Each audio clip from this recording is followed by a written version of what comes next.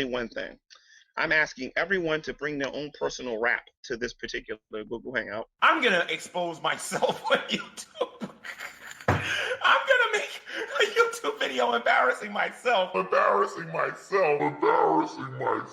you very much, ladies and gentlemen. Right now, I got to tell you about the fabulous, most groovy G-Man. G-Man.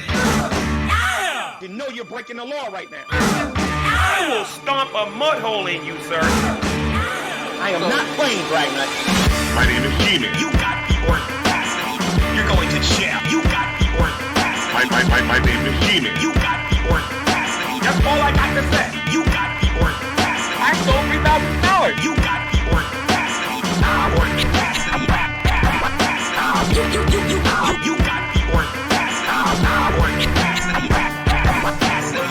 Because you don't got no evidence. My name is G-Man. G-Man. My name is G-Man. So big can this guy be? My name is G-Man. G-Man. My name is G-Man. G-Man. You can't beat me in fighting.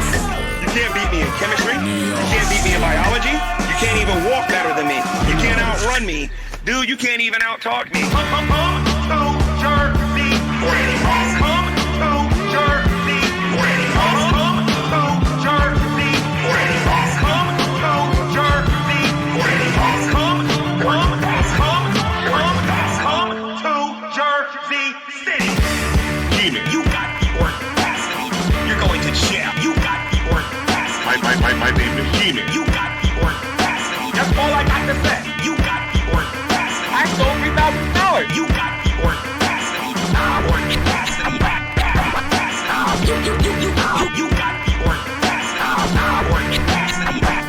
audacity. Because you don't got no evidence. My name is G-Man. G-Man. My name is G-Man. So big can this guy be? My name is G-Man. G-Man. My name is G-Man. G-Man. You can't beat me in fighting. You can't beat me in chemistry. You can't beat me in biology. You can't even walk better than me. You can't outrun me. Dude, you can't even out-talk me. Come to Jersey. Come to Jersey. Come to Jersey. Come to Jersey. Come to Jersey City.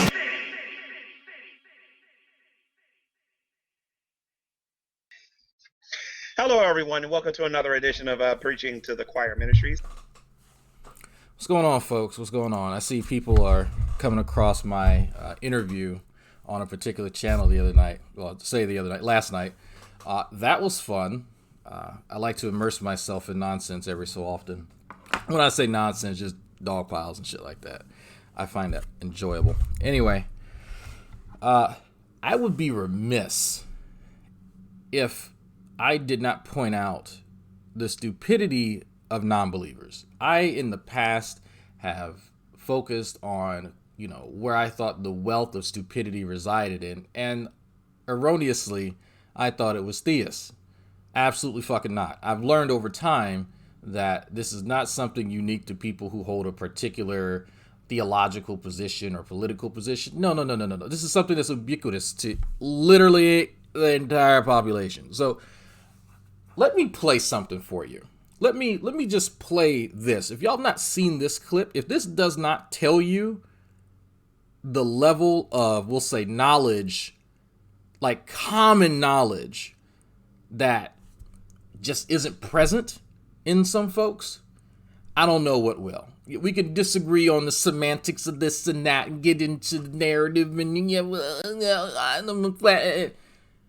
there are some things that are so well-founded that it's like arguing for a flat earth. Let me play this for a second, folks. Whatever. I'm not really convinced that secondhand smoke is a real thing. It can affect young children and pregnant women or people who already have asthma, but from my experience and I think it's a real thing. I smoked for 25 years. What does that have to do with secondhand smoke? I mean, I think that secondhand smoke is pretty dangerous. But In what way? doesn't mean, because it has carcinogenics in it. Why? Well, no, okay. Why is not the right. Never mind. This is a different problem. All right, we'll talk about this another time. Okay, sorry. We'll talk about this another time. Okay, whatever. I'm not really convinced that secondhand smoke is a real thing. So let me first point out something, real quick. In the greatest of thinkers out there that reside on the Google tubes and the interwebs, okay? Your personal credulity is not the measure of whether a phenomenon is actually happening. At no point in time, it has no relevance at all.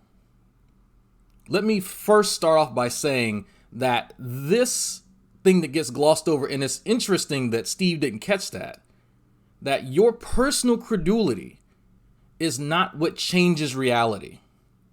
Okay? Secondly, what's being contested, folks, is literally something that has been known for decades. And when I say decades, almost 6 decades. 6 decades of scientific research of the effects of secondhand smoke. I want you to think about that for a second. This is not even remotely contestable. Let me read you something for a second, just in case you guys didn't get the point. This is for the folks in the back. There's a friend of mine I have, actually, who's a physician here in Houston. I sent him this link. He says, of course it's a real thing. Air pollution from cars and power plants cause health problems. Why wouldn't secondhand smoke be so different as to be special? So,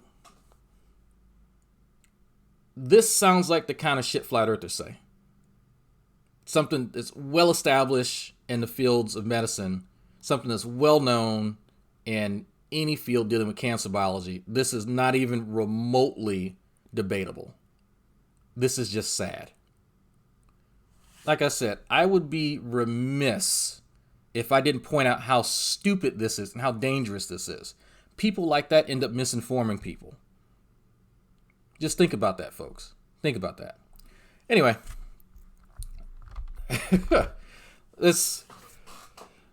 I understood that this guy here is supposed to be on vacation. Supposedly he's in Dallas. Maybe he's grabbing steaks with Arn. I doubt it.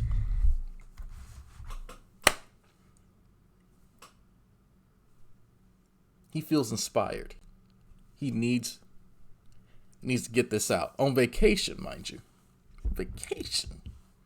So let's see what he has to say. I have no idea. I didn't watch this. I didn't know this was live until I saw people talking about it in Discord. Okay, so that's a lot better there. Okay.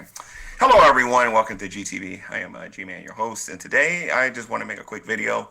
Say hello, everyone. I know I haven't made a video in a while. I've been away, taking care of some business that I should have took care of, honestly, a year and some change ago. But taking care of business nonetheless. And now that I'm back, I just want to briefly talk about, he's back. Atheism versus Theism, and go over something that I talked about on my main account a couple of years ago, and that is how do atheists go about deconverting Christians? And I believe that there are 3 ways they go about doing this, and I talked about this on my main channel. The first way they go about deconverting us is they try to be our friends, and they will, respectfully disagree with our position that God exists. They will, say that if you just provide me that evidence, Black people do coke, believe, and this is what they want you to believe. Again, I'm sorry, Wilson says secondhand smoke is simply myth, narrative. Yes, it is. I talked about this in detail on my main channel, where I talked about the 3 stages of how atheists go about trying to get you to lose your faith in God. You know what I mean?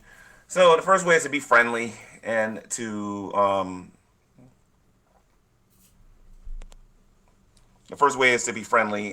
try to get you to see things from their perspective. There's a stage 2 now. Stage number 2 is that when they see that being friendly with you isn't working, when they see that blowing smoke up your behind isn't working, when they see that all of their flattery isn't working, they get a little rude. They start. Now, I want you guys to understand, this is G-Man laying out exactly how he thinks the deconversion process works, at least here on the internet, right? We'll just relegate it to here, to his experiences, what he's observed on the interwebs, okay? We kind of know the frame of reference he has here. You know, people being friendly to him, people being cordial, and it's all an act. This is all part of the plan. That's interesting. Most people understand, I'd say most people, that you start off cordial with whoever you meet, whoever you encounter. Then once the person or persons that you're dealing with don't reciprocate that, then some of us, many of us, simply say, screw it, I'm not going to extend courtesy towards you because it is not being reciprocated. Point blank, period. Most of us get that. G-Man does not. G-Man interprets this very, very common bit of social decorum as this is a part of a greater scheme. What's missing from his analysis here is his interaction with said people. And you'll notice that when G-Man tries to explain to you any type of interaction, any type of malfeasance that he detects, curiously, what's always missing is his input, or the input from one of his buddies. Their actions and behaviors as a catalyst for why things change tend to be missing almost always. And that's very interesting. Very, very interesting. So I want people to kind of pay attention to that as he explains this. And this for anybody, literally anybody. When you hear people retell a story, like DeRoy Cruz, for instance, this is something I use in real life. When someone retells a story about some type of interaction, especially negative one, bad interactions, people getting caught and they're almost getting killed at work by their coworkers, or, crazy stuff like that. I always look for that person who's telling me the story to say, here's where I fucked up. Here's where I went wrong. Here's how I could have done things a bit better to probably, skirt this situation. If that's missing, that's a huge red flag to me. And that's always going to be missing from when you listen to G-Man tell some of these stories or have one of these explanations on how things are actually working. Saying that you're uneducated, you didn't go to school. They'll try slander campaigns. They will try. So first stage, friendship. Second stage, denigration. So we're at stage 2. Try to make you feel very little about yourself. You know what I mean? Very bad about yourself. In order to get you to see their position that there is no God, which I find that to be interesting because that has absolutely, positively nothing to do with whether or not a God exists whatsoever. Okay. So here is the confusion. G-Man has constructed this framework, this overarching scheme by the online atheists to deconvert people. He's uncovered. He's figured it out, folks. We're caught. The first step is befriending the potential deconvert. The second step is to denigrate them. The third step, fourth step, profit. No idea. He doesn't understand it. That's probably because that makes no fucking sense. G-Man is telling you a narrative of his experiences on the internet. He's telling it to you through his interpretation of events, right? Now, here's the difference. I'm not going to simply eschew what G-Man says and it's just his narrative. Well, yeah, I'm telling you a narrative here. Me speaking to you is me narrating to you. G-Man is narrating his experiences. What he is trying to do is to understand from his position what's happening to him.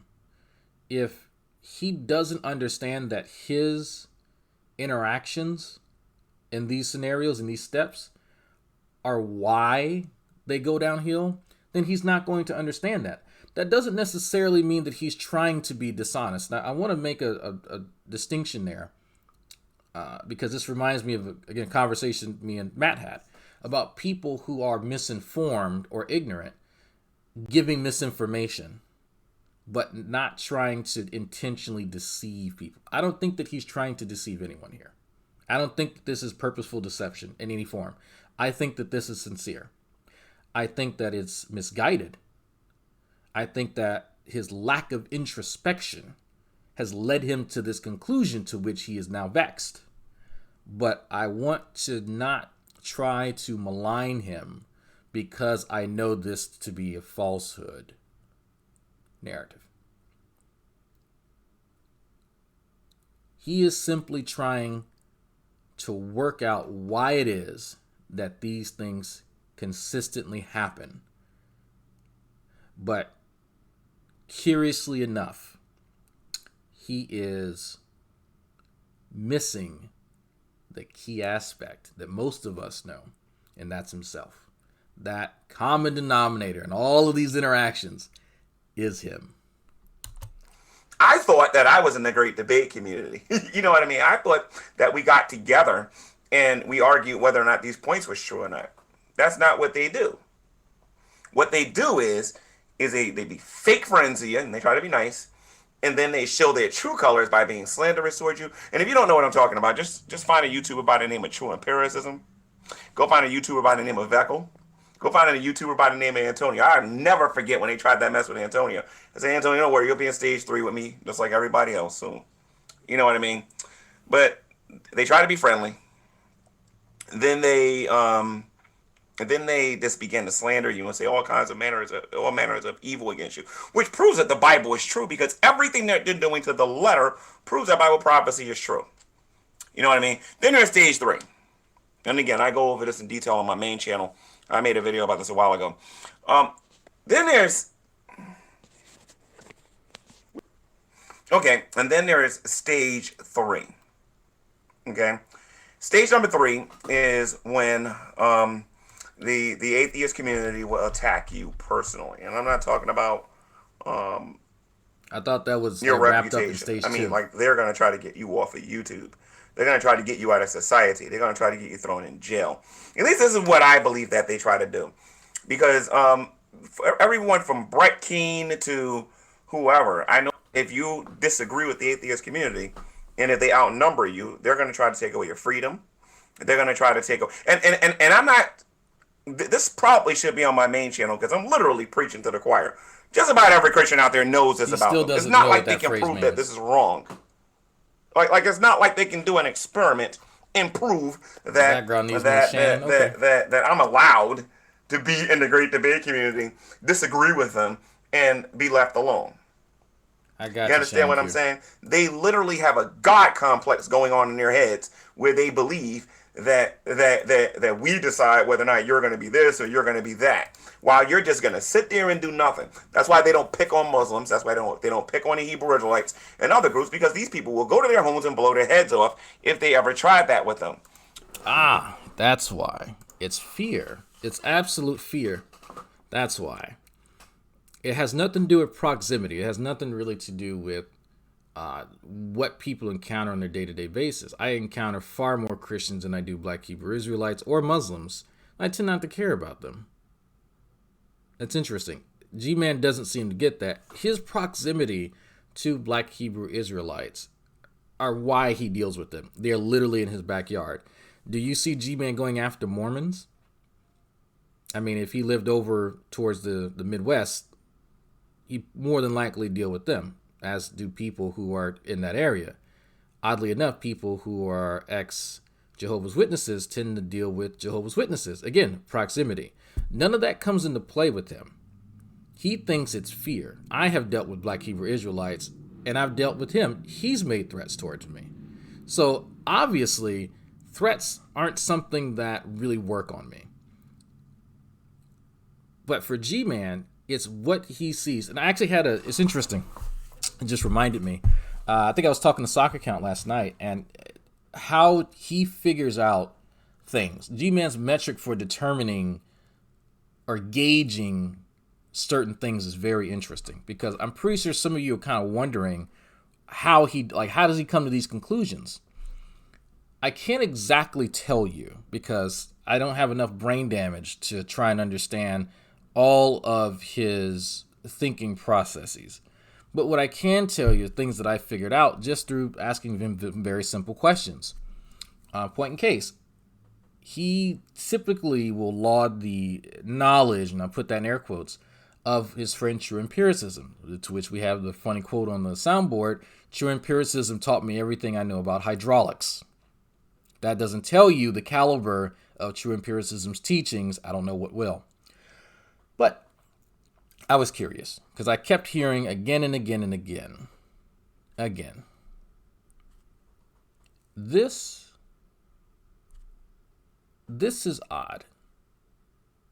This is something that I don't understand. I spent hours in study, now spent hours in lab. I am curious as to how somebody who doesn't understand the very basics of chemistry is being lauded by quite a few people. Antonio, Veckel, G-Man, so on and so forth. I said, G-Man. This is, again, referencing the New York trip, the infamous New York trip. How do you know that True Empiricism knows stuff about science? Like, how do you know that he's really knowledgeable? Just let's forget that, any of us have said anything about him. How do you personally know? Now, I want some of you to think about that question, and I may have to rephrase it, make it a bit more succinct, because I am sort of rambling, because I'm trying to recall the conversation and narrate. But how do any of you know that someone is knowledgeable about a topic? Typically, a topic that you don't know about. Let's say astrophysics. Most of us, the vast majority of us, Christian theists in between, we look for or listen for the shibboleth, the way that they speak about the topic. They're using terminology. They're using jargon. There's an esoteric language associated with that field that we have recognized as being emblematic of that particular field. Most of us use that. G-Man's no exception. If it was simply the shibboleth, the next question is, how do you know he's using those terms correctly if you're not really associated with the field or knowledgeable in it? Now we're at step 2, folks. First was the shibboleth. He's using these terms. I've never heard them. Now it's, how do you know that he's not misusing them? G-Man's response is that, well, I see a whole bunch of videos being made about him. Think about that for a second. G-Man uses the number or the frequency or a combination of the two of videos to determine whether or not someone understands a topic and that they are using the terminology correctly. The first thought that comes to mind is, how do you apply that in real life? How do you apply that to scenarios that aren't this particular, internet platform? Because it doesn't fit in everyday life. It just doesn't. And that's where things kind of become a bit inconsistent, because there doesn't really have to be a consistent metric with G-Man. The only thing that's consistent about how he gauges things are that they are inconsistent. He has a different metric for different people, different demographics, and for himself. And those can change at a moment's notice. My metric for determining someone who's a good friend doesn't change on whether they're an atheist or a theist. It does with G-Man. So that's something to keep in mind when you're trying to understand how he views the world. It's incredibly, incredibly scattered. It's not consistent, and it really makes no sense.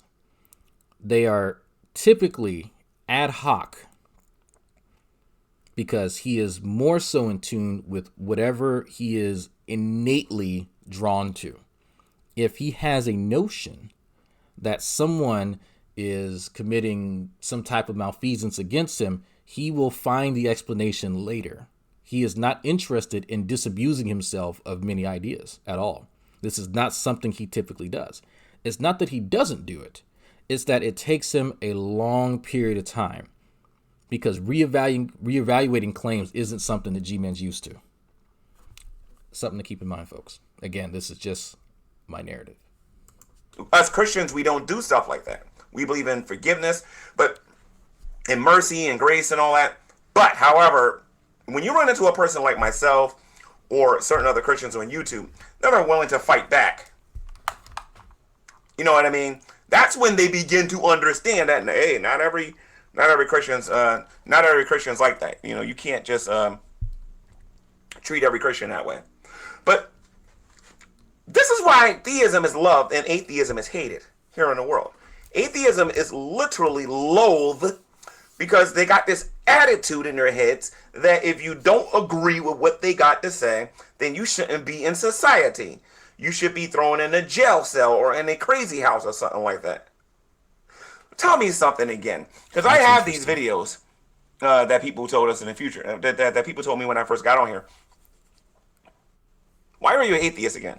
Why are you against religion? You're doing the exact same thing, you atheists. You guys are doing the exact same things that you claim religion does. You're doing the exact same thing. Okay? I'm trying to convert people to God. You're trying to deconvert people to God. If I have a disagreement with you, I'm going to... Now, quite a few people have told G-Man, including myself, that that's not my job. And G-Man actually knows of at least 2 instances where I've told theists that they should probably keep their belief. Now, dragging out, why would you do that? The deconversion process is pretty painful. Let me tell you from personal experience. And it's not my job to deconvert people. I don't get a toaster every time a theist loses his or her nerve. So I don't, that's not my calling. G-Man thinks that's a lie. In fact, G-Man thinks a lot of things that I say are lies. And I'm just noticing my hairline is receding, especially fucking fast. Jesus.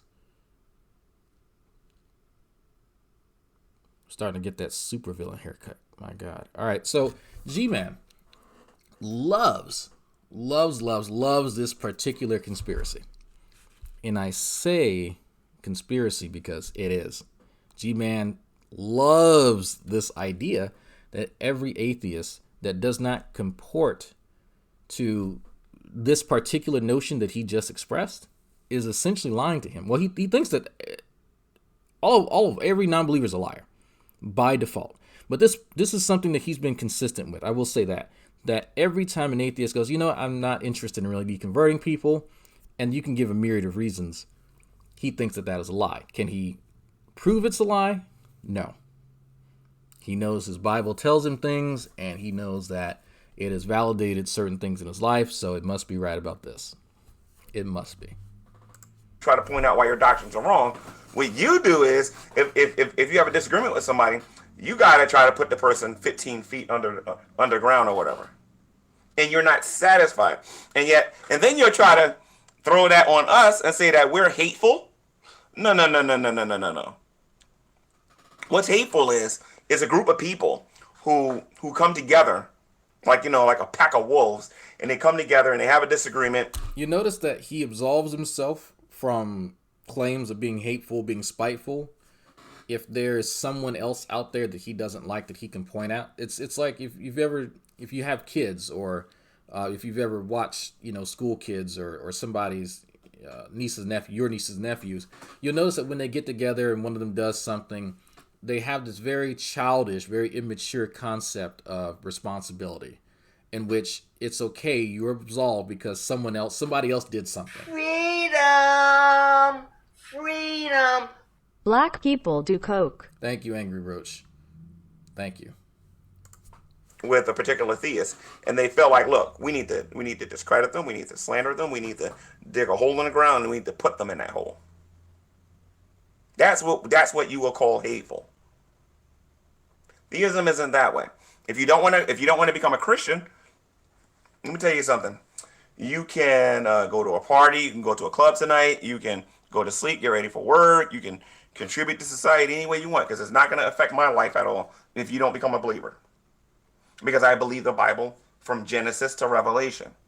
If you accept Jesus Christ, you get eternal life. You reject Jesus Christ, you're not going to have eternal life. It's really that simple. It's black and white, folks. It's black and white. It's almost. It's like really it's a that fallacy. simple. You know what I mean? And the way, and mind you, the way atheists are going about changing the way the world perceives them is by doing the exact same thing they've been doing since whoever the first atheist was. You know what I mean? You would think after watching Joseph Stalin, watching Powell, and watching after all these other atheist dictators, and watching how atheists, these new atheists are just stupid, because these guys don't think we got to do something about our reputation. We got to do something about our perception. They don't want to do that. They don't want to do that. They want to be seen as jerks. They want to be seen as internet trolls. They want to be seen as people who are just trying to attack everybody's freedom. But the one thing about me, and the good thing about me, and the reason why a lot of Christians are getting encouraged by the way I deal with atheists here on the internet, and you can sit there and say ain't no Christian being encouraged till you're blue in the face. Like I said, I got the receipts to prove it. But I think one of the things that a lot of people like about me is I'm not going to put up with it. I've been on the phone with Christians before where they say, you know, G-Man, we think you're necessary. Because these people think they can just do these things and they're going to get away with it. I don't think so. I have made it. Let me validate something, and I have to say, I am acutely aware of how other folks do their own commentary videos, and they stop it every 2 seconds, and it's annoying. So I'm making a conscious effort to not stop it too often because it's fucking annoying. But I almost forgot my thought. I'm not even gonna lie. I went on that tangent and I had it. It was right there, and I'm definitely not stalling to get the point that I was trying to get. And I'm probably gonna have to hit J on my keyboard because I forgot what he just said that easily. But okay, let's just do it. Because these people think they can just do these things and they're going to get away with it. I don't think so. Oh, that's what it was. Okay. Had nothing to do with that. Some of you may be skeptical. When G-Man makes claims that people are encouraged by what I do. I add a little bit more bass to his voice, but that's actually true. That is actually true. Believe it or not, that is actually true. There are people who are galvanized, and I actually know several of them, and they have said it on this platform and other channels, other websites. There are people who actually encouraged by him. And one word always comes up: bold. Bold. He's bold. They admire his boldness. What he does in the Black face people of, do coke. in the face of so much strife is encouraging to them, and that's interesting. And I believe them. I actually believe them. My man is out here projecting and lying. Look, he has to sleep at night. He has to sleep at night. He has to sleep at night. So occasionally I have to explain this to folks. Every so often, people who have not followed the G-Man saga from Google Plus up until now, I probably heard the same thing no less than 50 times. And every time I explain it, it doesn't get any better. Ignoring G-Man never works. Never works. There have been no less than, I would say, 5 attempts as a community, and I put that in air quotes, to actually ignore G-Man. It never works. Now, I want people to, before I explain this, why do you think it never works? You have about 5 seconds to figure out why. Okay, I will tell you. There is no community. Not everybody agrees. Someone will always give him attention and he will always continue. It never works.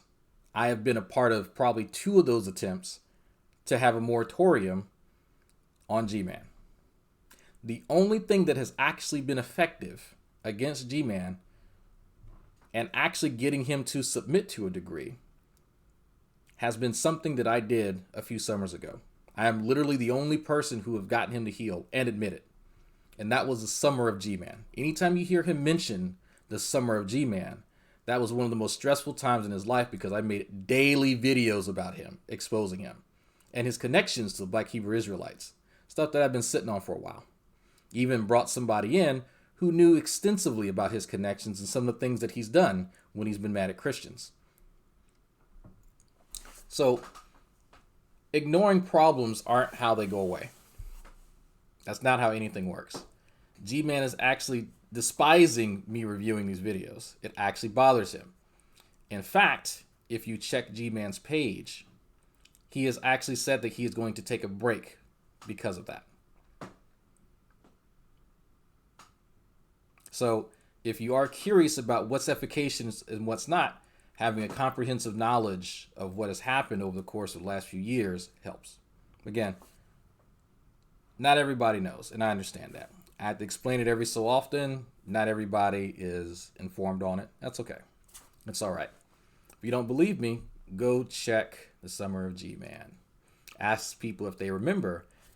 After this guy decided he wanted to go after a theist friend of mine, Jade, I decided to go after him with a vengeance. And he admittedly lost sleep over it. To the point that he would start doing hangouts only when he knew I was asleep, so I would not review them. So there are things that are effective against him, and there are things that are not. If you think that conventional warfare, we'll call it that, against G-Man is effective, you've forgotten who you're dealing with. You have severely misunderstood who you are dealing with here. You are dealing with someone who is unconventional. The best way to deal with someone who's unconventional is to use unconventional methods. What's effective. So I do these videos because I enjoy them. The fact that he hates them is a bonus for me. I don't have class for another about 6 or 7 hours, so I have time. But again, sometimes I have to go over that. Not a big deal. Some people can get you caught up. I think there may be a playlist somewhere of the Summer of G-Man. Actually, I named them. So I named those videos G-Man Exposed. And that series went on for about 2 weeks. There may be 10, 13 episodes. I don't know. But if you are curious about that, type in G-Man Exposed. And there's one of them that goes over the entire saga of when he broke up from Shield Squad. And that he turned over information, rumors, that sort of thing to the Black Hebrew Israelites. The same people that he claims to not like. So anyway, folks, it's actually really good. I didn't have all this set up. It was very, very rough, very early on, but it kind of acted as a precursor to all this. Whoops. I have made it clear. Anybody that can prove evolution is true, I'm more than willing to join the club. If anybody can prove that my God isn't real, that's a lie. Okay, so I know I said I wouldn't I'd stop it every 2 seconds. That's something that is a lie. And so Dragnot, how do you know that that's a lie? There was a period of time before the Summer of G-Man, mind you, before he'd lost his job, before he actually moved into Channy and Rev's place, that I had his phone number and we would actually talk on the phone. One of the things that we discussed was whether or not people would accept certain things and change their mind. He is under the impression, and he's expressed this on here, that he believes that atheists are just completely recalcitrant and will not change their position on anything because they know in their heart of hearts that God exists and they're, rejecting the truth and the rights, all that bullshit, okay? He didn't say recalcitrant, but that's what he expressed. And so I said, that's interesting, G-Man. And I agree with you to some degree. I can agree that, yeah, people are. That's something that everyone gets like that. But I said, well, G-Man, are you willing to change your position about evolution if someone actually would provide you evidence? And he said no. So that is something that really told me, and he was honest. It wasn't like all the theatrics were not there, and I could tell from what I could tell, at least from the tone of his voice and how he responded, like without hesitation. No. So when he says stuff like this, I know that's a lie. This is a song and dance that he likes to do. This is an absolute lie. He is not willing to change. Just like Nephilim Free's not willing. Just like True Empiricism not ready. Their faith isn't based on whether or not evolution's true. It's never based on that. This is this ad hoc nonsense that they've just kind of attached to it, right? As a part of the song and dance. If your spiritual beliefs are based on a scientific misunderstanding or a scientific paradox or a scientific whatever, then you're probably doing it wrong. Just saying. I'm willing to join the club. But the one thing you are not going to do, ain't nobody gonna intimidate me into atheism. You guys don't got a spine. Those are your atheists. You don't know how to speak for yourself. You let other people speak for you. All right. I have like for example, I have no idea the differences in opinion. The differences in now. This is something for people to pay attention to. What he's about to do here is give you insight as to how he perceives the world. That statement that he just made about people not speaking for themselves, there's no frame of reference there, right? There's nothing for you to latch onto and go, oh, I know what he's talking about. This is his perception of what people are doing. This is his perception. So that's something that when he goes into an explanation of that perception, this is a glimpse into that weird, broken, bizarre, epistemological whatever that resides between his 2 ears. Opinion regarding God, theism, and all these other things, like when I'm talking to like a scientist Sam versus when I'm having a conversation with Dragon. I have no idea what the differences are. And that's your fault. That's your fault. He doesn't actually understand whether or not Sam or myself have a different epistemological framework. He doesn't understand our different positions on these topics. He doesn't know. And that is our fault. Now, that's interesting because that's partially right. That is partially right. Absolutely partially right. But I'm curious if he adds in what specifically about that makes that completely our fault, because I'm willing to accept responsibility for not articulating that. Of course.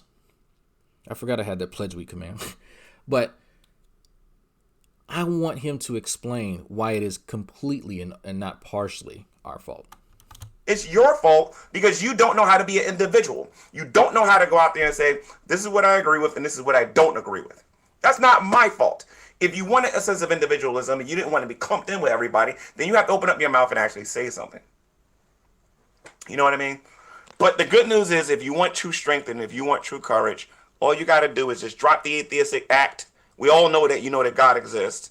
You just need to confess with your mouth the Lord Jesus Christ. Believe in your heart. That's strange. So he doesn't know the differences in the epistemological framework between me and scientist Sam. And that's because we've not spoken up about it. Which is interesting because I remember multiple hangouts when me and scientist Sam were in there explaining that very thing. I remember quite a few where he was present for it. Now, people who are not new to me or not new to this platform, people who've been around 5, 6, 7 years, you know that what he said is false because you've probably been there. Hell, you probably participated in it yourself. But he did not gain anything from those conversations. Not a damn thing. He took away nothing from that. Why didn't he take away anything?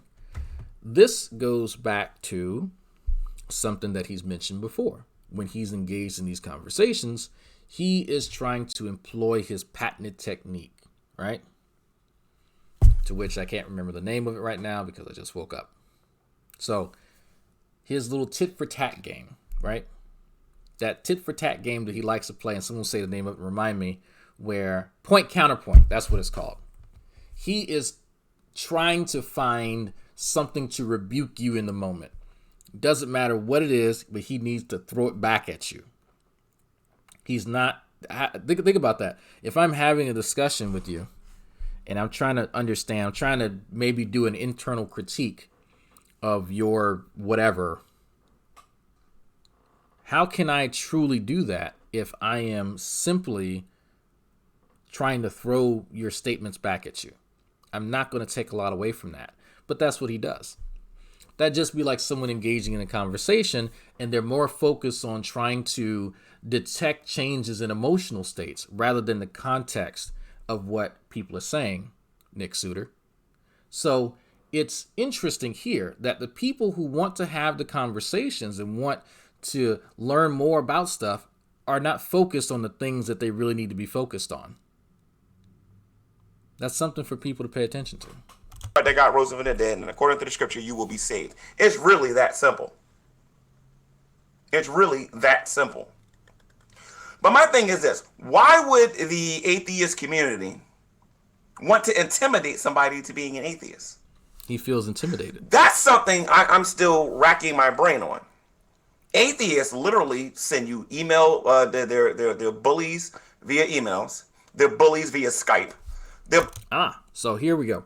So when he uses that term, let me just say I think that the term bully on the internet has been used so liberally that it almost has no meaning. That's not true, but it's just everyone seems to use that term anytime to get any flack.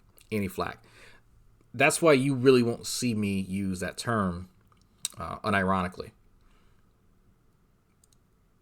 I'm an adult. I give people grief. I'm on the internet. I'm going to get grief. So you're probably not going to see me use that term unironically. But anytime this particular person uses that term, it's when he is feeling a bit, he's a bit uneasy, a bit uncomfortable. I'll say that. It's not that he's really scared. It's not that he's shitting himself. No. He understands. He understands that the tide currently is not with him. That he is getting more pushback than he's used to. And it seems like it's coming from multiple angles. If he can't attach a face to it, then that makes it more mysterious. That just feeds into that already kind of conspiratorial mindset that he's already in. Again, he's already mentioned that everybody knows that God exists. That's something that I mentioned earlier. He has acknowledged what I said that he believed. Again, I've not watched this. This is just something that's consistent with him. Bullies on social media altogether.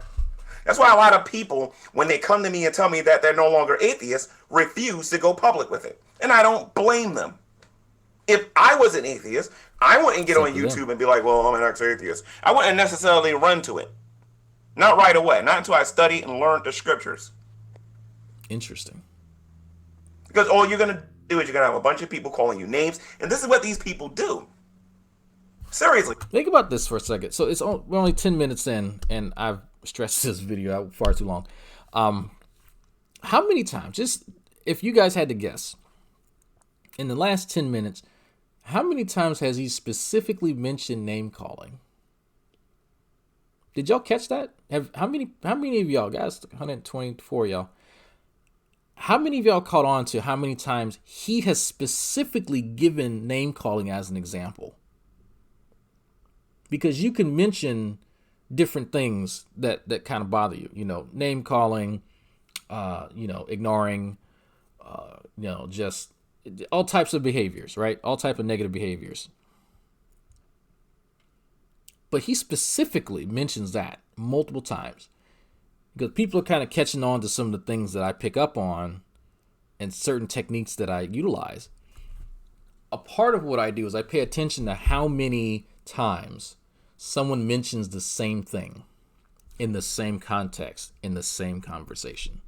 If there is a bit of an alliteration of references, I pick up on that.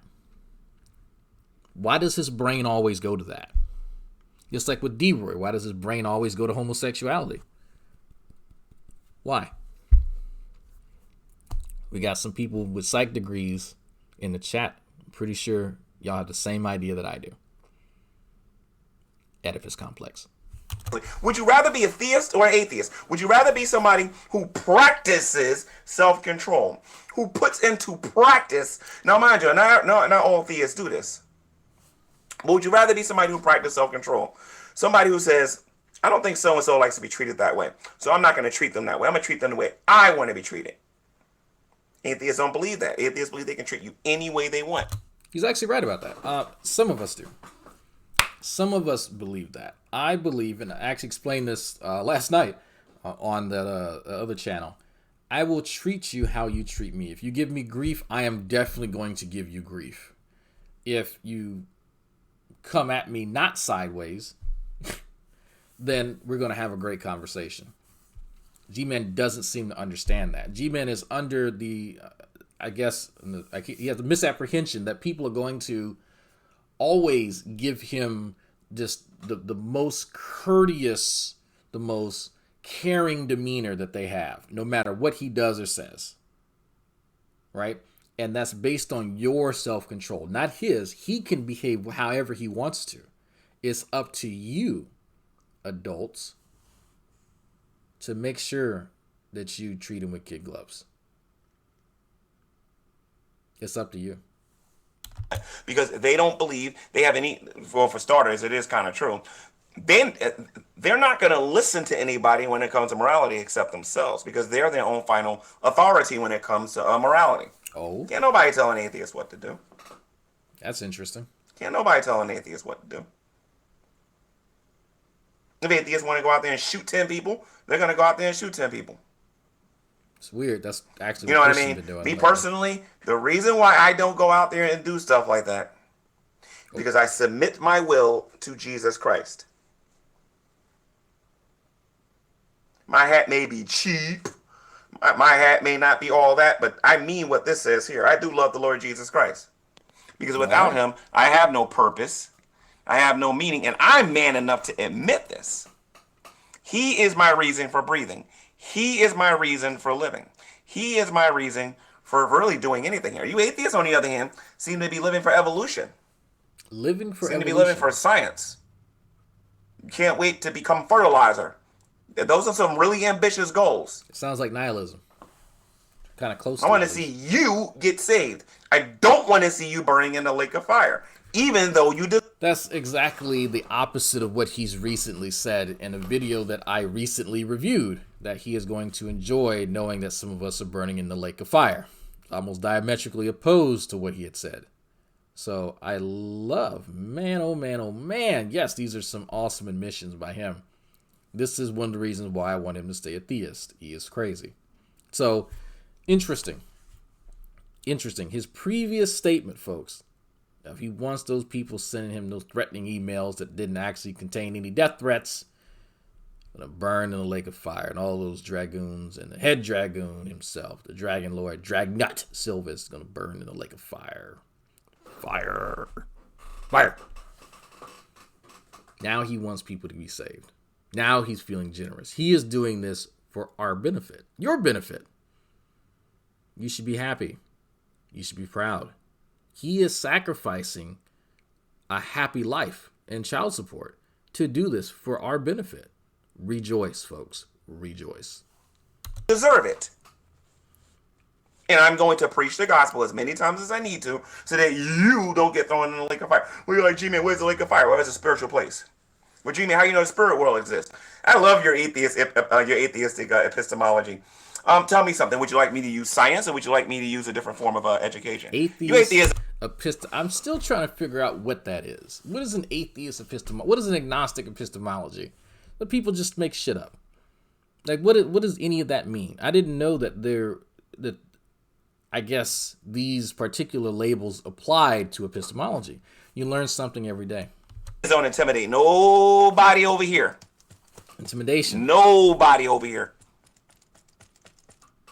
I know that God exists the same way that you know that God exists. Okay? As a matter of fact, I'm going to take it a step further. I I'm willing to bet that most atheists accept intelligent design over the theory of evolution, because quite frankly, there's more evidence for ID Become a than there is for evolution. $25 donation. Because there is literally no proof that you are related to a deer or a cow or anything like that. So we jump from him offering something, anything, to substantiate the claim that, you know, there is a supernatural, as he puts it. Because he pivoted to, well, I love your atheist epistemology, and then we jumped topics to evolution. We never really got an answer. So that's something that I find interesting, that we have no evidence that we're related to a deer, for instance. Now, I've actually shown him and Veckel in real time some blast sequences, BLAST, where you can actually see these segments of genetics. See, hey, man, look at this. People say that we're really similar to mice. What does that mean? What does that mean? Let me show you. He's seen this. I've shown it to him. He doesn't understand it, nor does Veckel. When you hear him say stuff like this, folks, a really interesting thing to ask him is that, well, G-Man, when people say that, what are they specifically referring to? And have him explain it. Have him explain what he thinks. And when I mean specifics, that is there certain regions that are the same? If there is there a same number of chromosomes? What is he referring to when he says that? Because oftentimes when we're trying to be charitable to people, we presume that they have the same understanding of a concept that we do. That's often not the case with G-Man. He often has his own understanding of some of these things, and it's necessary to ask him clarifying questions. You'll know immediately whether or not he understands it, because he will respond with something specific if he does know. Because he's done this with me recently as far as abiogenesis. If he doesn't know, he will change the topic or refuse to answer and claim that you're trying to trap him.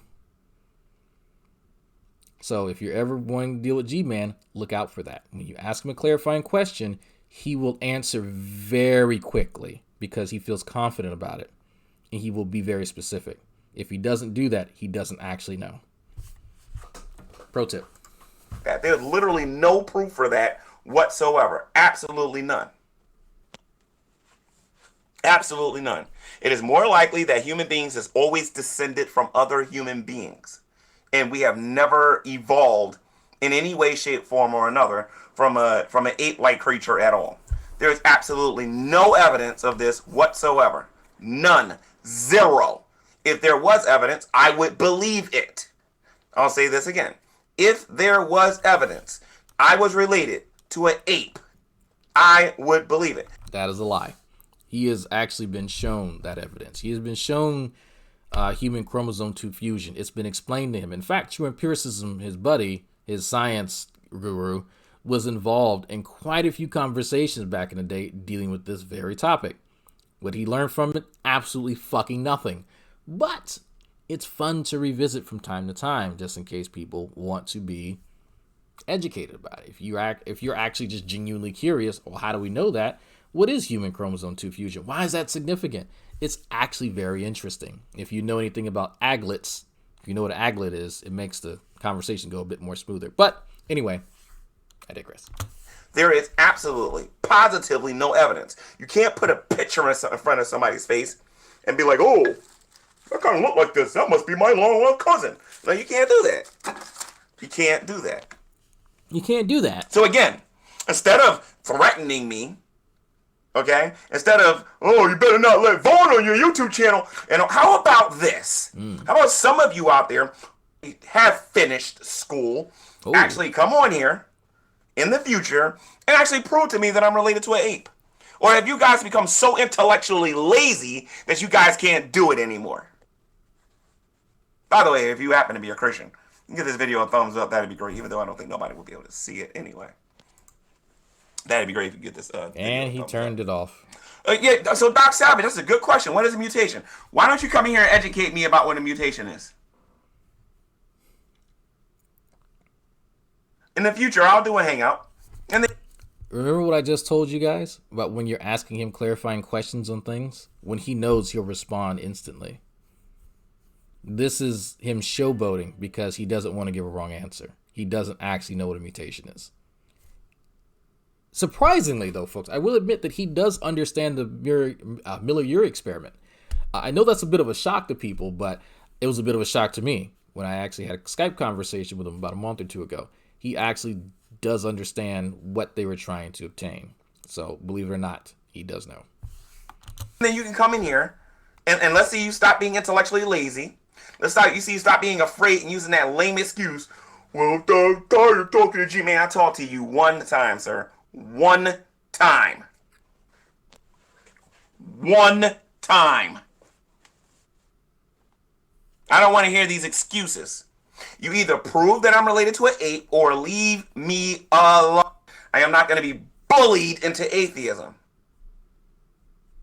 I wasn't bullied into doing drugs. Okay? I wasn't bullied into drinking. I wasn't bullied into selling drugs. I wasn't bullied into any of those things. I was a man and said no. Don't you atheists wish you were like that? That you were actually real men and you were real women and you was able to stand up and tell another atheist no?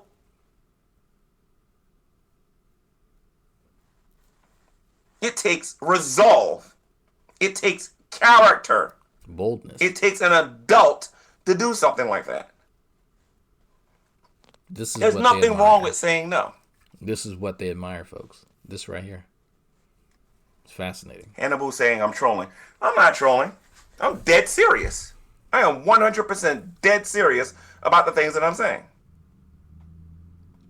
You should have seen the thumbnail that I originally wanted to use for this. I was literally going to show you a screenshot of what I'm talking about. But I have to save these because I got to travel again and bring these stupid emails with me again. So,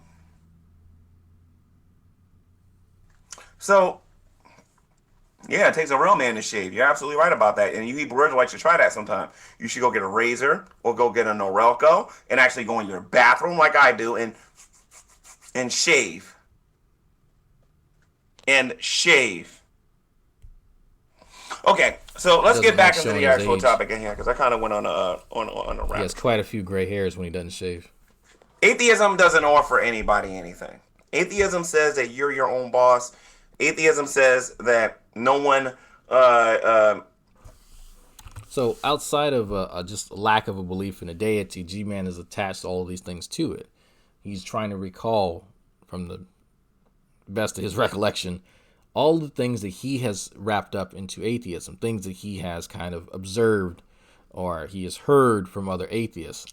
Now, does atheism inform people on these things? Freedom. No. Does G-Man understand Schrodinger's cat? You know the answer to that is no. No one can tell you what's moral or immoral. Atheism suggests that the only thing that matters at the end of the day is human beings, and then that's it. Nothing else matters. So we're wrapping in different systems of ethics. We're wrapping into this with humanism, Freedom. all these other concepts. Freedom. He wasn't bullied into stealing $3,000. He wasn't bullied into starting fires. Y'all are hitting with the hard facts today. You're right. No one had to tell him to do that. Or any of those things. His dad bullied him into getting the $3,000. I swear. His dad told him, go get the ball peen hammer or I'm using it on you. You got a choice.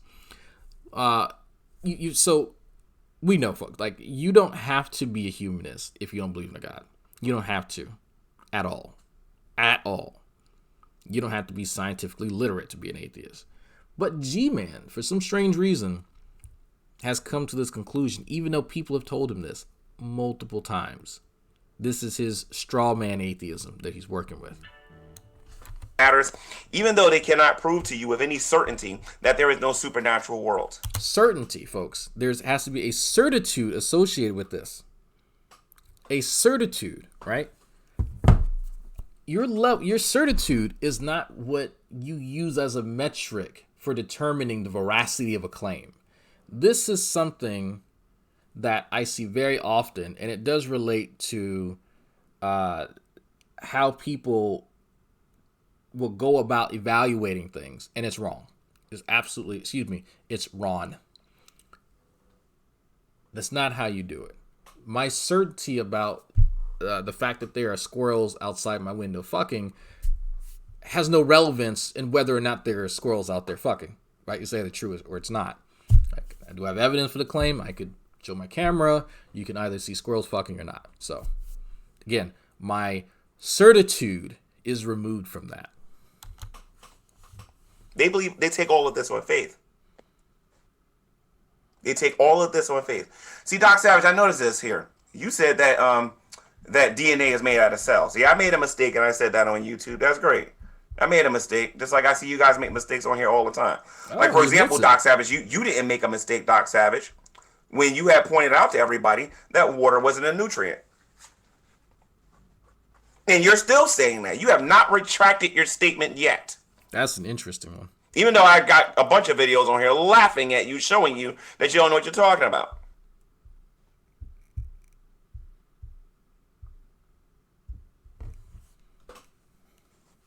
All right?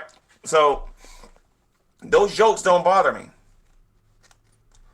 Let me tell you another reason why I prefer theism over atheism. Atheism causes a person to have no grace whatsoever.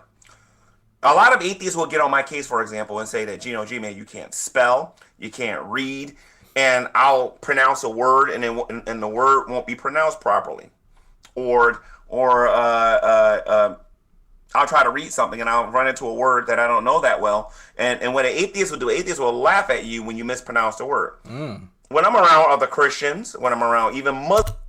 Okay, so that's sending me messages while I'm on the fucking stream. All right, folks. This is something that's cropped up in a variety of places. Somebody mispronounces something. Does that mean that they don't know what they're talking about? No. Right? It's a joke. I bust Sam's balls all the time, and he busts my balls all the time about the way that we pronounce certain things. People bust my balls in Discord all the time because of the way that I pronounce things. I'm from Louisiana. We do that. It's funny. He thinks that that is an actual, like, argument, right? Have you ever heard a Canadian say the word garage? It's fucking hilarious. That doesn't mean that they don't know what a garage is. But sometimes flippant statements are made like that in conversation. G-Man didn't just fabricate this. This isn't something that people just all of a sudden, just came up with. That is something that does come up. You can't even pronounce it. How the hell you know what it is? Flippant comments like that. I've said that. Again, it's a flippant comment. But the problem is that I presume that people recognize it as such. And some people don't. Some people can't tell. Freedom! G-Man, if there is a God, why are you always ending up homeless or back living with family members? Y'all just fucking mean today. Like, what? God damn. Like, thanks for the super chats and shit, but y'all just fucking mean, man. Jesus. I'm not even going to touch that, Jeremy. I'm not even going to, no. Okay, if you've never heard of a Canadian say, they say garage. Garage. Garage. That's how they say it. They say garage. Hogtie Champ says that. Sokka says that. I don't think Ozzy says it like that. It may be because he's not Canadian, but most of them, does Headless Chicken say it like that? I don't know. Freedom! At 50 years old. Oh, that was adding. Okay, you forgot the end part. So, you know what? It's funny you mentioned that, Jeremy. I have actually made that point to him privately. Way back when that stuff first happened. Well, after it happened, obviously. And because he likes to kind of flex that he has some type of magical ability that God has imbued him with. And so I said, well, that's interesting that you think that. Your ass still ends up homeless quite often for somebody who's magical or magically imbued. And again, a flippant statement. I wasn't really, seriously trying to deliberate whether or not he had magical powers from a deity or special magical gifts or whatever, right? I just thought that is a funny sort of scenario, right? You hear people being blessed by a deity in the current day and age, and it's like, man, those people typically don't have these problems that you have. So it's interesting you say that. But yeah, that is he interprets the things that he goes through as kind of sort of akin to what Job went through. If you know the story of Job, right? And all the afflictions that Job had, that's how he translates his life experiences. Does that make sense to people? Because that's the best way that I can communicate what he told me, is that he goes through trials and tribulations in order for God to kind of mold him into this ultimate like preacher form in the future, Super Saiyan 2 G-Man. So that's how he deals with it. It's not that he accepts that he is just a poorly adjusted adult that barely understands what priorities are or should be. Not at all. It's not that. That's definitely not it at all. But it's more so he is simply placed in these situations by God. That's interesting. He will always be at the lower rungs of society because of that mentality. And it's sad. It's sad, Do I really feel sorry for him? After all this stuff, after all these years? Yeah, a little bit. I feel sorry for a lot of the people that I throw shade at. Some of them I know their life is shit. I know G-Man's life is shit. I have evidence that other people's life is shit. And I am very fortunate. Very fortunate. Freedom. Jeremy, at least he's doing better than Steve McRae. God damn, y'all mean. But honest. Y'all mean, but honest. Muslims. Even the Iraqi Muslims has got more grace than the atheist does. When I'm around any type of religious person and I'm reading, I don't get the ridicule I get from the atheist community when a mistake is made. Dude, G-Man thinks God has a bet with Lucifer over him that is hysterical. ROFLMAO. No. So he doesn't think that part of the Job story applies to him. He simply thinks that so the old adage about what doesn't kill me makes me stronger. Apply that to this scenario, right? Take the like he relates it to the Job story in that way, in that one instance. Not that there's an actual bet involved, but these will make him into a better G-Man. So that's all. Because when the same atheists misspell a word or misquote a word or don't properly define a word, they want you to give them what they don't give you, and that's grace. Atheism is totally bankrupt when it comes to attractiveness. There is nothing attractive. So he's gauging non-belief not from kind of a philosophical standpoint, not from really a theological standpoint, but from an emotional one. And I think that that's something that people should pay attention to. Rather than you evaluating a claim based on its merits, you're basing a claim on who it's coming from. You're basing it on the community that it resides within. How do you conduct yourself as an objective thinker, as someone who's simply trying to seek the truth, if you are focusing on not the context of the claim and its evidence? Think about that for a second. Because that's what he's focused on. That's what too many people focus on.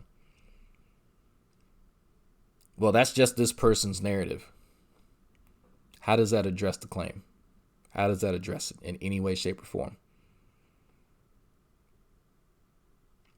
Just like here with G-Man. G-Man's gauging the value of a philosophical position on the people that he interacts with on the internet. Where in life do you do that? Do I gauge the talent of a baker based on what I see on Top Chef? If I have a baker down the street, how are they even remotely related? Let me give a more apt example. If I find a baker and he's just, a troll hater, naysayer of Von Helton, how is that a remark on his skill as a baker? It's not. Attractive about atheism whatsoever. Nothing. Can't nobody sit me down in a room and says, you know what, G-Man? Christianity does this, this, and this, and this. Let me explain to you why a secular world. Someone needs to sit him down. Freedom. Angry Roach True G-Man has family to help him, unlike Steve. Y'all on a fucking roll today. Oh, man. Okay. What time is it? What time is it? Oh, man. Y'all vicious. So, y'all is trying to fuck with me. I know, because when y'all start doing that shit, you're trying to get me to lose my train of thought. What G-Man's setting out here is something that I've seen for him for years. He is under the impression that it is up to the people at large, the atheist community, as he likes to refer to it as, to educate him. And I put that in inverted commas. Educate. Educate. That is a word that he loves to use. It is up to the people who have, well, now the criteria is finish college, finish their degree. I've actually been working on my second one, finishing my second one, but okay. It is up to those educated people to sit him down and explain to him what something is. And that's interesting. That's really interesting. No one's obligated to sit him down and teach him anything. I'm not obligated to sit him down and teach him biochemistry. He has insisted that I do that. And I've told him that there is no way that I'm wasting my time doing that. I spent the last 5 years going through general chemistry lab, general chemistry 2 lab, organic chemistry 1 lab, organic chemistry 2 lab, biochemistry 1 lab, biochemistry 2 lecture, and biochemistry research. I've spent my time and money to educate myself on this, to seek education, higher education. But at no point in time was anyone obligated outside of their professional duty to do so. G-Man doesn't seem to understand that. He seems to think that if you have time to do review videos, then you have free time to teach him. Sure, the time slot exists. Whether or not I want to use it is up to me. That's my discretion. You are not obligated to my time. G-Man thinks that he is obligated to people's time. That's why he makes these types of comments. That's why you see him insist that you educate him rather than he educate himself. You can't educate people who already think that they know about the topic. It's kind of hard. It's kind of hard. Freedom! Freedom! Does G-Mon's family watch his channels? If they did, I doubt they would help him. No, they do. They watch this channel. They know good and damn well. They know about Shanny. They know about a lot of stuff. Some of them aren't too bright. We'll say that. So anyway, let's continue. I'll do this for a few more minutes. Worldview is better. No, because all I see in the secular world is degeneration and just disrespect. You only respect your own. I am not going to live my life finding Christians and making fun of them for the rest of my life. You guys are literally slaves of that for the rest of your lives until you have a change of heart or a change of mind. Now, seriously, what's attractive about atheism? I become an atheist tomorrow. Think about what he just asked there. Think about what he just asked there for a second, folks. Think about that. What's attractive about atheism? If you were to compare atheism, not having a belief in something, particularly a God, right, with Christianity.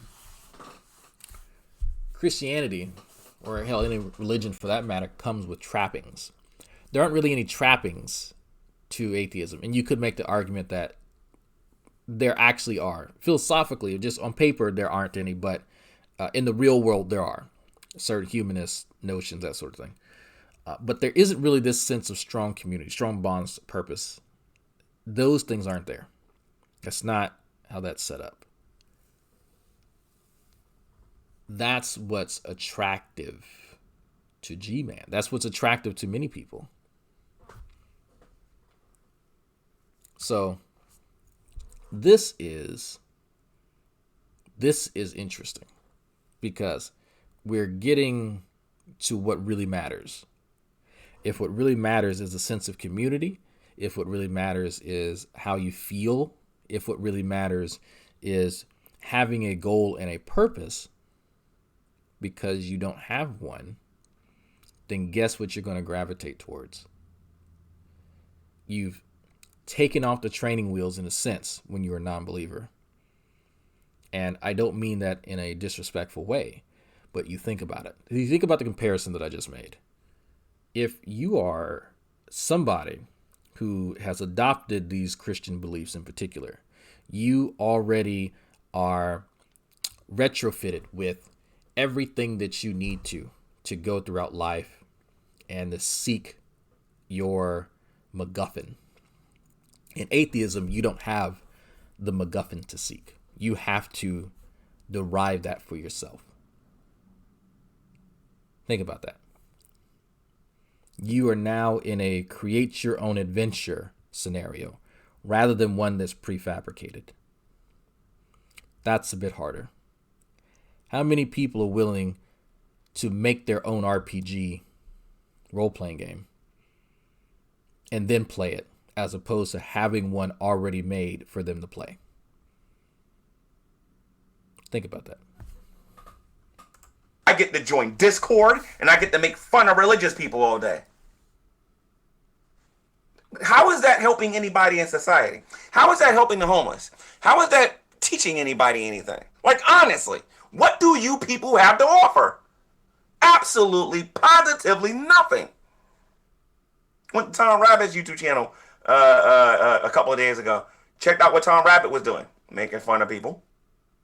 I believe it was who was it? It was Pillbox. Oh, y'all want to see something fun? Why do you think he went to Tom Rabbit's channel?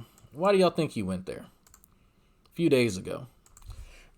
That particular video, I know exactly which one he's talking about. Now, Freedom! What is attractive about G-Man? If G-Man would go out and find some strange, he will be a lot less angry. Any lady going to take one for the team to help him out? Absolutely vicious.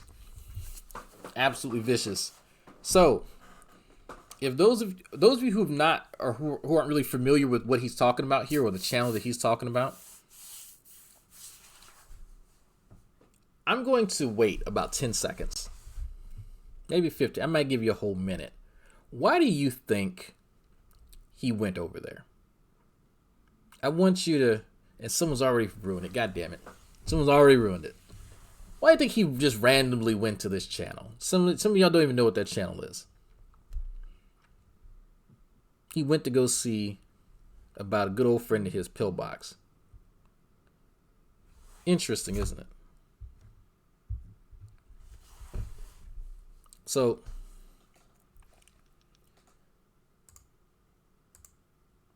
let's see, folks. Let me pull it up for you.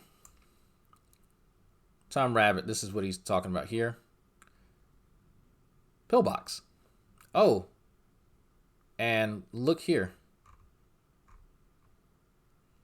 Look whose name is right there. There you go. That's why he went over there. Just in case you guys didn't realize that. Interesting, isn't it? Let's see if he includes that in his explanation. Yep. Making fun of religious people.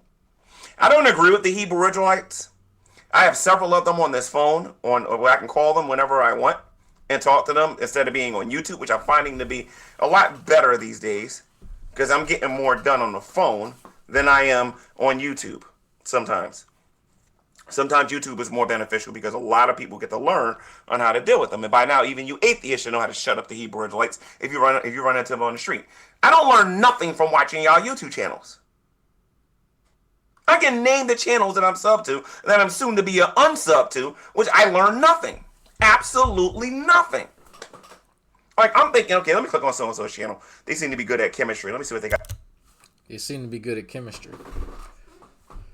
So, there's only a handful of folks that I know who are good at chemistry, who have kind of a background in it. Hogtie is not, he likes talking about chemistry, not really his thing. Sam didn't even take biochemistry, so fuck Sam. Who could he be talking about? The only people that I can think of are myself and Doc Savage. That's only two people. I could be missing a few. So, I've already stated that I really have no interest in talking about biochemistry unless individual people have questions about my research. Then cool, then I'll talk about it. But other than that, it's pretty boring. It's honestly pretty boring. You can ask my wife. She sat in the lab with me. I think it was either last day or second to last day of, like, back in December when I was still doing it last year. It's pretty boring. There's no reason for me to sit here and explain to you aspartate pathways and show you graphs and show you papers and stuff that you probably have no idea about. So I'm not going to bore you. If Doc Savage goes into what he's into, I'm pretty sure nobody will be able to follow it. I am barely able to follow it because it's fascinating to me. But that's about it. So we're not going to come to this platform to do what we do in our academic or professional lives. I'm pretty sure there are people who go to G-Man's channel to learn, and put that in air quotes, but if you learn something from my channel, it's going to be almost incidental. I do try to include things that people can pick up on for engagements, because I know that there are certain people who have hit me up, me, Sock, a few others, because we've been around for a while, and they've seen us discuss things on Nakasuchi's channel and other channels. And so there's certain techniques and stuff like that they want to learn about. And so we'll take the time, more than likely through Discord, or we'll, just have a hangout, and we'll talk about it. But those are few and far between. Kind of like a rough mentorship, I guess. But outside of that, no, that's not the goal. I don't go to G-Man's channel to learn much of anything. If I do, again, that's incidental. His channel is actually labeled education. If y'all did not know that, he labels his channel as education. Yeah.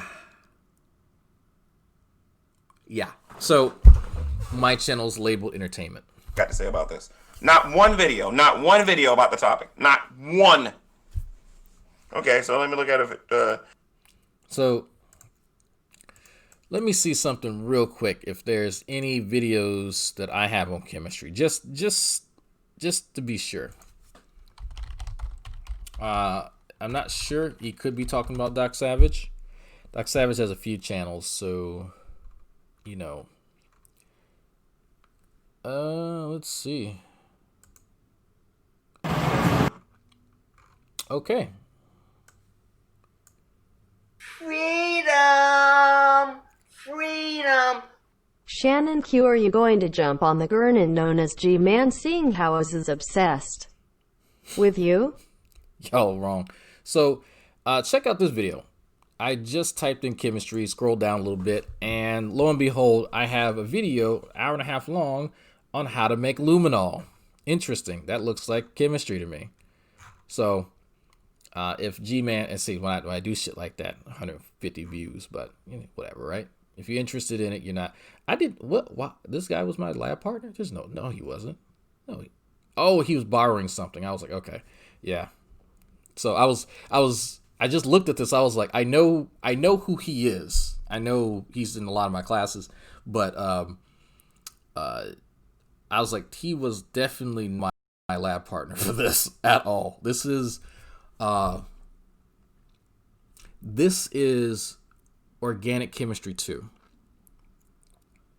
I want to say, yeah, this is organic chemistry 2. Toward the end of the semester. Because I took biochemistry over the summer, the lecture. Yeah. So yeah, okay, yeah, this is definitely organic chemistry 2. So yeah. But so he can't be talking about my channel because it's there. If you want to learn how to make luminol, there you go. I have to literally, if I want to learn something, I have to literally click on Thunderfoot. Actually, come to think about it. Yeah, he has some stuff on his channel. I literally have to either go to Thunderfoot's YouTube channel if I want to watch atheist content. And then if you do want to learn something about what Doc Savage does, Doc Savage has quite a few citations on the interwebs. It's not really hard to find him. His work is public. I'll give you a hint on one of his papers is on. There you go. That's your hint. The political scene, I can't watch nobody in the great debate. Nobody. Not even Steve McCrae. None of you guys. Because none of you guys don't offer anybody anything whatsoever. You guys keep talking about how smart you are, but I go to your channels, there's nothing but pure garbage on here. It's pure garbage on here. It's interesting. Most of my channel's you. So what does that mean? At least on GTV, and I said I was going to do this when I focused on science a little bit more on this channel. I said I would do this, and it's true. It's more science on this YouTube channel than it is on Drags and Doc Savage's combined. There's more. Boom. There we go, folks. There we go. You let him talk long enough, and then he'll tell you what you're wondering about. And I mentioned me and Doc Savage, and so those are the two channels that he was talking about. There we go. Science on GTV than it is on Dragnuts, and Doc Savage's channels combined. Why is that? Why is that? I mean, if you guys are so smart and you guys are offering so much to everybody, and atheism is supposed to be so attractive, show me something on your YouTube channel that's supposed to show people, oh, this is why you should become an atheist. No, I'm a terrible example of why you should become an atheist. I'm not sure where you got that from. But anyway, that's enough of this. I'll probably do part 2 tomorrow. Wow, we didn't even get to fucking 30 minutes. God damn, I talk too fucking much. So. Anyway, folks, thanks for watching. I'm going to head out. I'm going to get up, see what Xavier's doing today, because I don't want to start working out, and then he wants to go to lunch and everything and whatnot. So I'll probably wait to work out after that, because my first class starts, I think this is my late day, folks. Ooh, Geek Room's on. Geek Room! Somebody, link Geek Room, please. Big ups. Liquid Richard. I have molecular biology today. Yep, I have molecular biology from 4 to fucking 7. Awesome. So that'll be what I'm doing today. That's gonna be awesome. 3 hours of that. Hopefully I can sleep through this fucking class. I don't feel like doing lab reports anymore, but it is what it is. And yeah. Oh, before y'all take off, I'll play out. I'll play out. That's fine. I'll play out. For those of you wondering, who are here from the Atheist Experience, or are people who are asking about when I'm going to be on the Atheist Experience again. I had a correspondence with Matt the other day. Just catching this motherfucker awake is hard. And so he agreed to an idea that I had, because I like to be self-sufficient. I like to say, you know what? Let me make sure that what I'm doing here isn't too reliant upon people just being gracious. I want to provide something here. Evidently, I had a conversation about this in Discord. I'm doing shit wrong because I'm not turning on the members only thing where only people who pay you can talk in the chat or some shit. Like, I don't. Anyway. All right. What I'm more than likely going to do, and I think I'll make an entire video kind of explaining how it'll work, but Raising Atheist says Thursday on his channel, 9 Eastern, Sokka and Converse Contender go head to head. That's going to be interesting. Actually, speaking of which, we're getting a Magic Sandwich show together, and I'm going to do something. I was getting people together, getting their positions, and I happened upon a great idea. We're going to do an old school morality chat, moral anti-realism versus realism. We just have, like I said, when I say old school, people who disagree but on the same side of the coin, basically, hang out discussing it. I have some people with some really strong backgrounds in philosophy who are going to explain what that stuff is and why they support their positions. And it's going to feature some old faces, people that, helped me grow as a debater or discussioner or interlocutor or whatever discussioner. So the week after that is going to be New School Week, right? So some of the newer folks like Shannon Q and whatnot are going to be engaged in the same conversation because I want to see something. I'm curious. I am genuinely curious. And then some of those people from both of those will then filter into probably the subsequent one. That's ideally, that's kind of what's going on in my head, but I try to make sure everyone's schedules align and everything and whatnot. So that's going to be fun. That's going to be fun if I can get that all coordinated. But anyway, what I was saying, some of y'all who want to see me on the Atheist Experience more, cool. I want to be on there more. There's two things. Airfare, because I'm doing the driving back and forth. My wife is tired of driving Miss Daisy. So it'll be airfare, round trip, and more than likely just going to be staying with Matt. So that'll cut down on that. So I'll make a tier on Patreon specifically for Atheist Experience appearances. And that'll just go towards our expenses for that. The people who donate to that particular tier will have access to an exclusive one-on-one between me and Matt Dillahunty. So as me and Matt planned, we have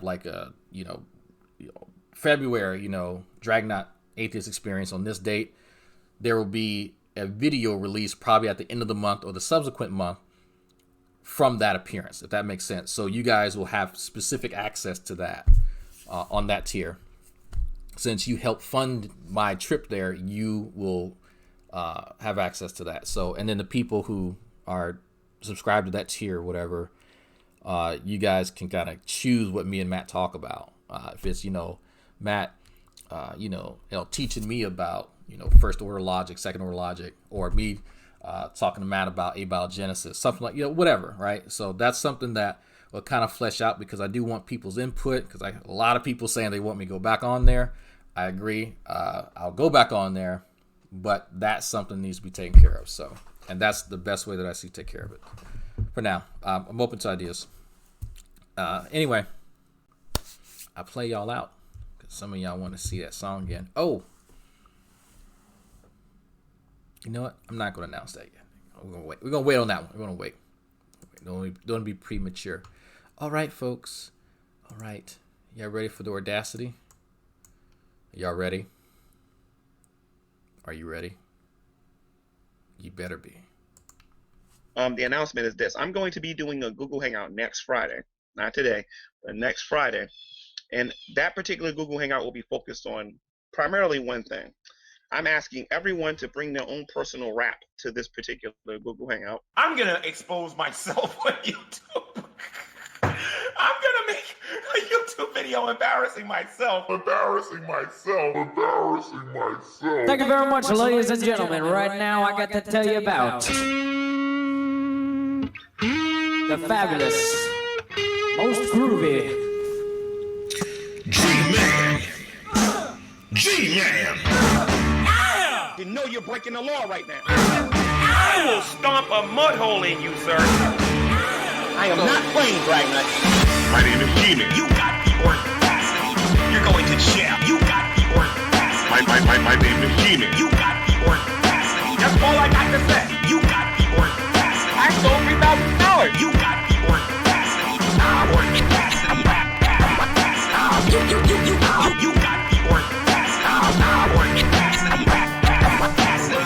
Because you don't got no evidence. My name is G-Man. G-Man. My name is G-Man. So big in this that I be. My name is G-Man. G-Man. My name is G-Man. G-Man. You can't beat me in fighting. You can't beat me in chemistry. You can't beat me in biology. You can't even walk better than me. You can't outrun me. Dude, you can't even out-talk me. Come to Jersey. Come to Jersey. Come to Jersey. Come to Jersey.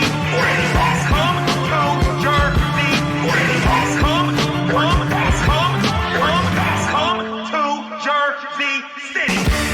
G-Man. You got the audacity. You're going to jail. You got the audacity. My name is G-Man. You got the audacity. That's all I got to say. You got the audacity. I stole $3,000. You got the audacity. You got the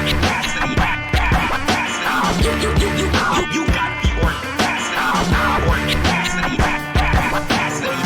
Because you don't got no evidence. My name is G-Man. G-Man. My name is G-Man. So big in this that I be. My name is G-Man. G-Man. My name is G-Man. G-Man. You can't beat me in fighting. You can't beat me in chemistry. You can't beat me in biology. You can't even walk better than me. You can't outrun me.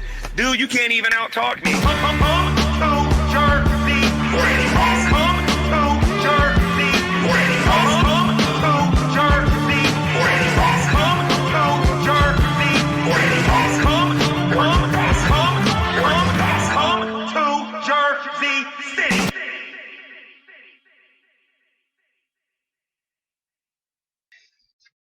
Hello, everyone, and welcome to another edition of Preaching